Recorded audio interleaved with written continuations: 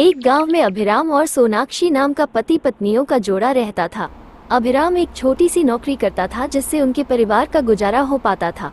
आज उन दोनों की शादी की पहली सालगिरह थी। सुना, कहाँ हो तुम? जल्दी आओ, देखो मैं हमारी पहली सालगिरह पर तुम्हारे लिए तोहफा लेकर आया हूँ। क्यों इतनी जल्दबाजी करते हो?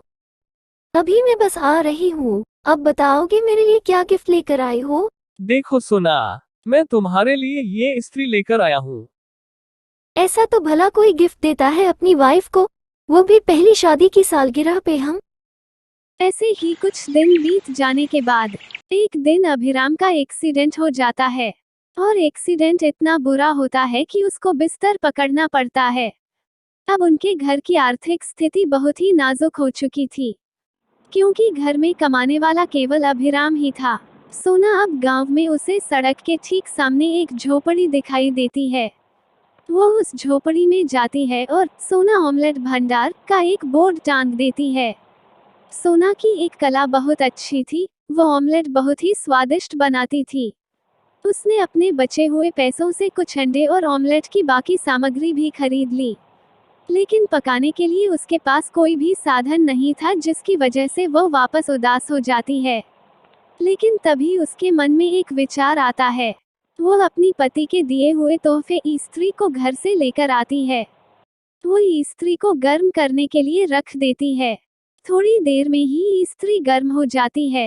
तब तक वो ऑमलेट के लिए अंडे और उसके घोल को तैयार करती है। वह तुरंत इस घोल को इस्त्री पर डालती है। इस्त्री गर्म होने के कारण वह तुरंत ऑमलेट पका देती है। ऑमलेट बनते समय ही उसमें से काफी स्वादिष्ट खुशबू आ रही थी, जो आसपास खड़े लोगों तक पहुंच रही थी। लोग उस खुशबू को सूंघकर सोना की झोपड़ी की तरफ बढ़ते हैं और थोड़ी ही देर में काफी भीड़ इकट्ठा हो जाती है। सोना एक एक करके इसी तरह ऑमलेट पकाती और लोगों को देती जाती। उसका काम धीरे धीरे फैलने लगा। लोग ऑमलेट खाते और अपने दोस्त रिश्तेदारों को भी बताते, जिससे और भी ज्यादा लोग सोना की झोपड़ी तक पहुंच पाते। धीरे धीरे उसका व्यवसाय बढ़ता गया और उसने एक बड़ा सा ढाबा भी खोल लिया। अच्छी स्वादिष्ट ऑमलेट के किस्से अब अखबारों पर भी छपने लगे। अब सोना के पास काफी पैसे थे। धीरे धीरे उनकी आर्थिक स्थिति भी सुधरती गई और उसने अपने पति का भी ठीक से इलाज करवाया। अभिराम अपनी पत्नी की काबिलियत और तेज दिमाग को देखकर काफी खुश हुआ।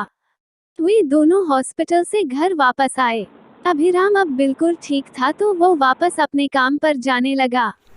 तो दोस्तों, अगर आपको ये कहानी अच्छी लगी हो तो मेरे चैनल को लाइक और सब्सक्राइब करो।